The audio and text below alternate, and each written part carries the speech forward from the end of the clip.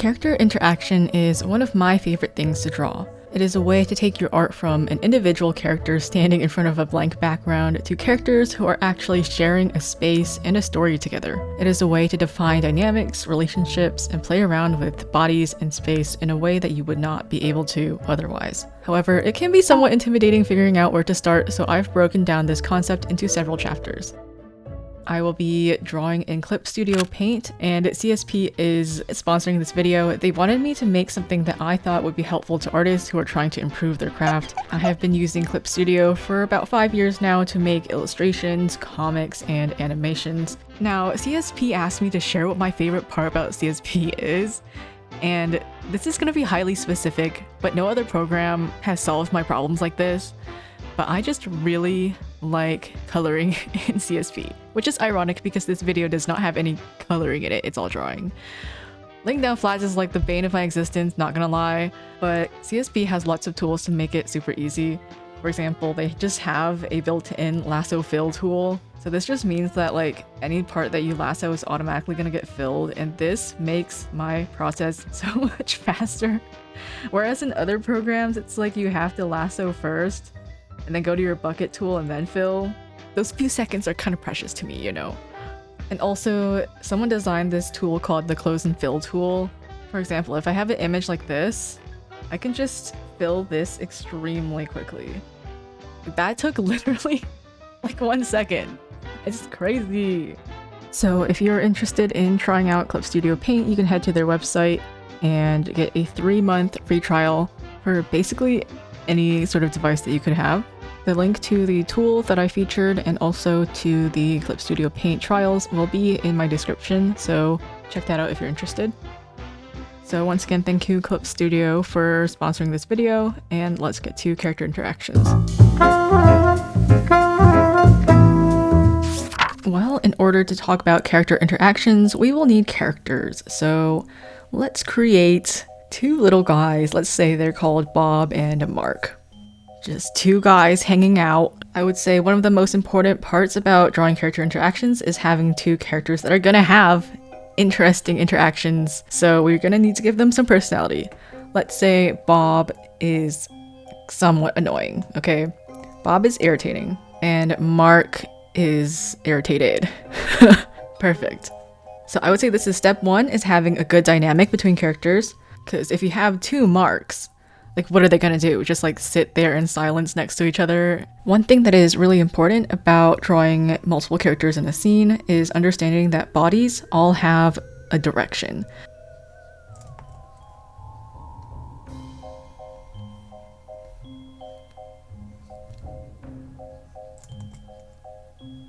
Every body part has an inside and outside. Currently, there's no direction on their body at all. So this doesn't mean anything, they're just standing next to each other. But if we turn the front of their bodies towards each other, then that is going to create like a space between them that they're encapsulating. And generally, the idea is that if you have one character who is facing another character and we see the inside of this character, or the front, for the other character or characters, plural, we don't want to see the front. This directs the eye. So if this chest and face and everything is pointed towards this other character, we don't want to leave this space. So we would want to draw the back of Mark so that we as the viewer are kind of trapped between this space and we're not like leaving off the canvas somewhere. When it comes to positioning characters, this is mainly what I think about, is how to keep the viewer's eye traveling around the image. So you can have 2 characters that are forward facing. So let's have Mark and Bob face us, like their bodies face us, but perhaps their heads are turned inwards. And then I would probably also position one of their arms to be going this way. What would not be good is if I instead put, Bob's arm going this way, because this is now leading us off of this interaction that's happening here. So let's try something interesting. Can we keep the viewer in between these characters in the interaction while they're facing away from each other? I would say here you can make a lot of use of the eyes. The eyes are probably the most powerful tool for doing character interactions and directing the viewer's eye. So, you know, if Bob was looking over here, we would be also inclined to look over here. And then maybe Mark is actually looking down, but also towards the center where this interaction is happening. And then we have to think about what's happening in here. Actually, maybe Bob has a sword. Maybe Mark is looking at this cool sword. And in order to keep our eyes within this interaction once again, I would close Mark's arms just so his chest is not entirely facing outwards and his arms are like kind of trapping that energy back into himself and into this interaction here. Another thing that I might do is put Bob's other hand on the top of this sword and have his hand point inwards. It's a little bit rough without reference, but somewhat like this, so that this hand is redirecting this line back into this interaction. So these were very, very rough, but I think that getting the right idea down first is the most important part of doing this. And these sort of principles are even more important the more characters you start adding. So if you have a third character or even a whole group of characters, it's all about redirecting the focus back into the interaction or interactions that are happening. Next, let's talk about asymmetry and power dynamics. I consider this to be like the number one way to make an interaction more interesting, because currently if we look at all of these that we've drawn, they're both standing pretty upright. They occupy a similar energy and a similar amount of space on the canvas. To make character interaction more spicy, one character should occupy more space, more energy than the other one. So let's just like play around with framing for a bit. Okay, so the basic idea of this one is simply that they're facing each other. So how can we make this interesting? Well, one character should be obscuring the other one a little bit more.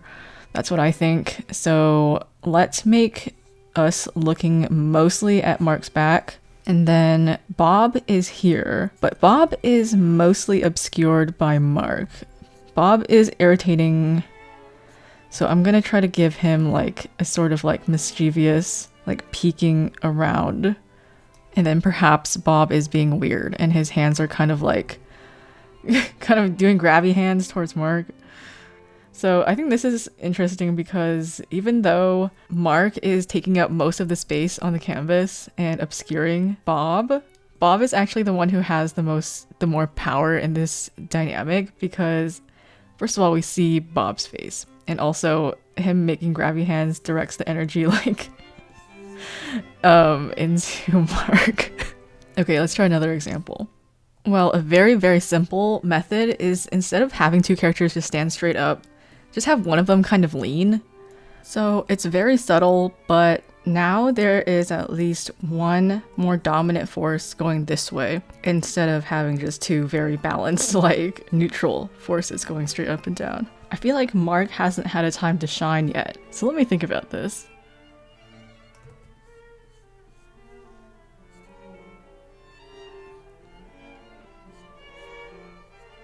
Yeah, this would make more sense if we put Bob in the front, but I need Mark to feel included. Okay, well this is the best I can do for now. I put Mark in the front, Bob in the back, sword is framing. This is at least more interesting than this.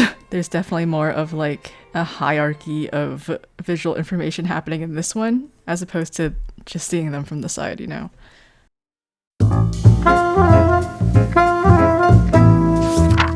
Okay, next I wanted to talk about touching. This is another key component of character interaction. Two guys who don't touch, now they're gonna be two guys who do occasionally touch. The main thing to remember about touching, like drawing characters touching, is that it's really important that they are affecting each other's bodies, okay? Let's just say like someone's poking someone else's like face.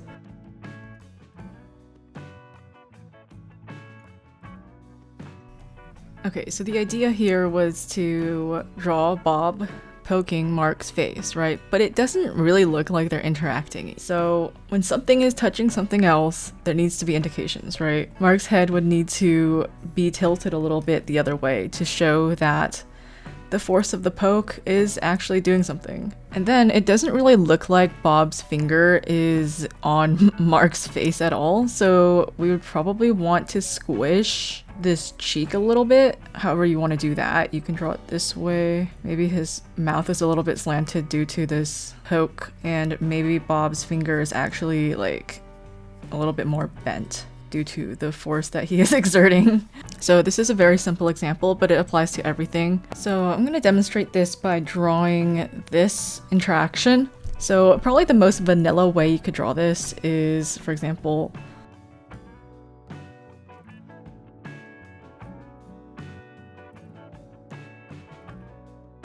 okay, so here I've drawn a very default arm around the shoulder interaction. Honestly, it doesn't really feel like they're touching at all. Like, at least their forms are not breaking, but it's also just like not that interesting. This is like if your mom told you to take a picture with your brother and like it's his graduation and you have to be civil. Yeah, what if their faces were smushed together?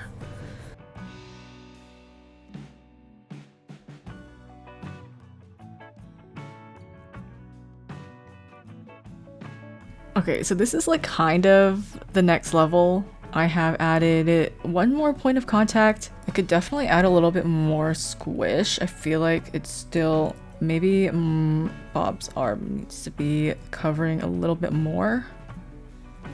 So let's take this another level higher. I think we're just gonna keep adding points of contact. So let's say Mark is getting a little bit annoyed. In order for me to really feel like Mark is pushing him away, I do need to add a gap here. And I do need Bob's face to be kind of tilted to the left. And when you're drawing characters touching, like, don't be afraid to cover up parts of the character with other parts of other characters or even with their own body parts. I think that covering things up, leaving certain things to the viewers to complete and understand is actually way more artistic than just drawing it. So here I'm gonna need like Mark's whole hand to be plastered to Bob's face in order for me to really feel like he's exerting force. You know, like here. Perhaps if Mark's arm was covering a little bit of his face, it would actually feel like he is trying a little bit harder.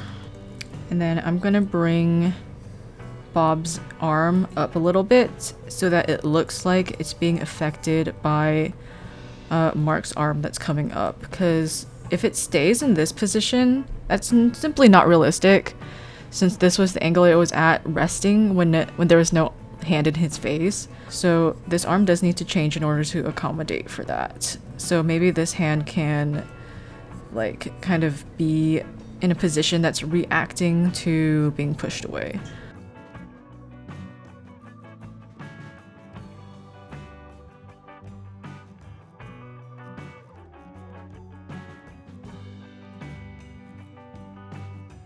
So important things to note about this is that in order for it to read like Mark is really pushing him away, there needs to be an effect on Bob's face. So we need to like make sure his cheek is punched in. If you can add some indents on his skin, and if these guys had hair, they would definitely be affected by each other. So for example, if Mark had longer hair, in order for it to feel like realistically like they're touching, Mark's hair can't just fall normally like this. It would really need to interact with like Bob's arm in some way, like either be, you know, like draped over it or trapped behind it. And then like if Bob had long hair, like it would also need to interact with the parts of Mark that it would be touching. So for example, maybe if it was like really long hair, it could be like actually like in Mark's face a little bit, maybe getting crinkled under his hands.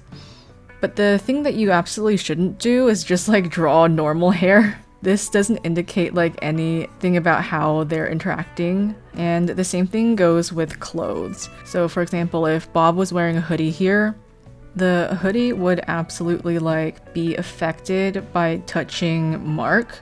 For example, where their arms are touching.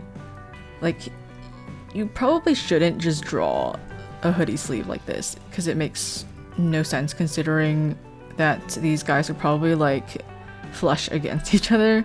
So if you really wanted to exaggerate the area where they're touching, I would make it kind of loose and baggy where his arm is hanging off, and then if they are touching on the arms here, I would have it cave in to fit the form of his arm and then cave back out. And then when you're shading, make sure to absolutely like place ambient occlusion shadows where the characters are touching.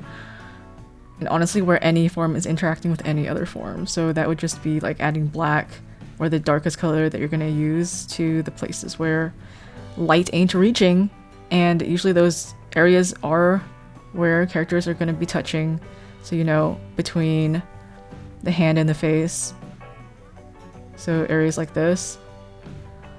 And probably in this area too, there would be quite a lot of shadow because it seems like their shoulders are kind of close together. And especially, you know, like areas like this, where form is wrapping around another form, it's especially important to get those in. If Bob was wearing a hoodie, it would be getting kind of wrinkled if he was getting elbowed. So if you don't draw the wrinkle, it's gonna look very flat and awkward, like they're not even interacting at all. So the main idea with this chapter is that to make sure when you draw characters that are touching that you kind of understand the direction of their force and that they really are affecting each other. So for example here, if I had drawn like Mark's face pretty straightforward and normal, this is kind of like a bland interaction because it doesn't really seem like Mark is being like affected that much by this weight of this entire other human. He's kind of just standing there. And like this is like still acceptable because his face is like getting squished, but I still think it's more interesting if, you know, it's clear that Bob's weight is doing something to affect Mark. And then this one becomes much more interesting because there's so many different points of contact, so many directions of force, because Bob wants to go this way, but Mark wants to go this way. So they're definitely going to be affecting each other.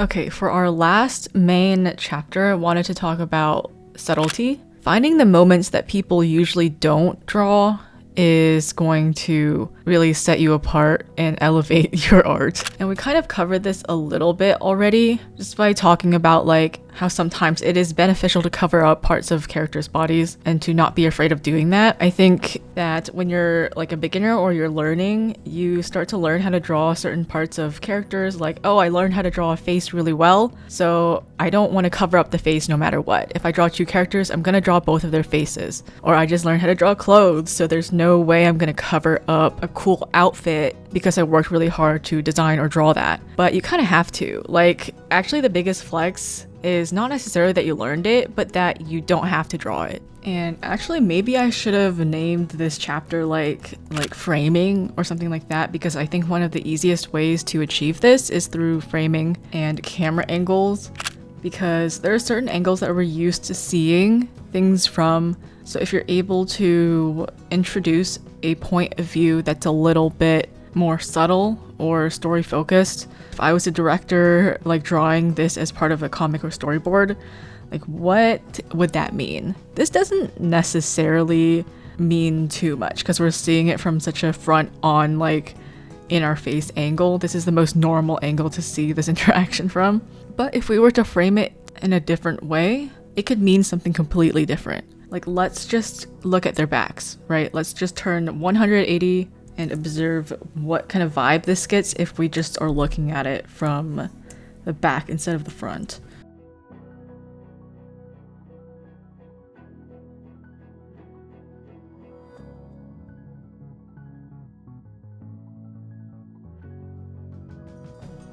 So it's going to be a little bit hard to tell that, you know, this is the interaction happening and that Bob is getting pushed away. But from this angle, we can kind of feel like that this is more of a private moment since we're watching them from behind and we don't necessarily get to see both of their facial expressions. But I think moments like this are very charming in their own way. So if we like remove the aspect that he's getting pushed away and, you know, they're just kind of a little bit more casual now, like this is a special moment. So let's try this from another angle.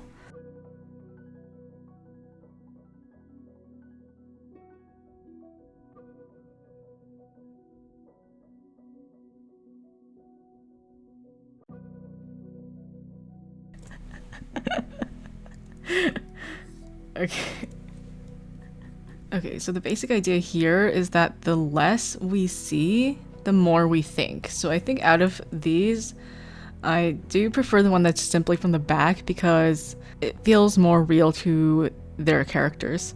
Otherwise, it feels somewhat like a performance for the camera. Meanwhile, from the back, it's kind of just like I'm watching two dudes hang out. So the idea here is that if you want to nail like subtle and natural posing, don't study from photos that are already posed of like people who are already like posed for the cameras, models. Try to observe people who like don't necessarily know that you're watching them, which sounds weird, but it is an important part of learning how to capture how people really behave and move. Like moments that a camera wouldn't capture.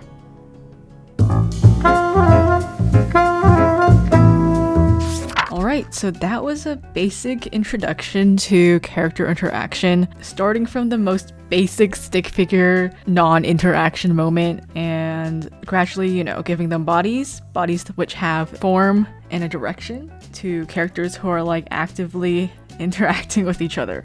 So for some of you, this would have been extremely basic information. You're like, why, Lexon, why did you make this video? Everyone knows this. But to others of you, this may be something you have been confused about or intimidated by. But no matter where you are in your art journey, I hope that you draw more character interactions because I want to see them. And I'll be honest, the only reason why I'm learning anatomy, gesture, form, and all my fundamentals is so that I can draw characters doing this without like completely breaking their bodies. So yeah, once again, thank you Clip Studio Paint for sponsoring this video. If you're curious what brush I've been using to sketch this whole time, it's just been the extremely default hard round brush, which I have a brush size pen pressure setting applied to it so that it has a taper to it. If you're someone who likes to learn more about art, and especially character drawing fundamentals, then I have several long free videos with lots of lessons in them, and also my complete character course that you can buy and own. But I will also just keep on making videos like this because I'm learning new things every day as well. Hope that was helpful, and I will see you in the next video.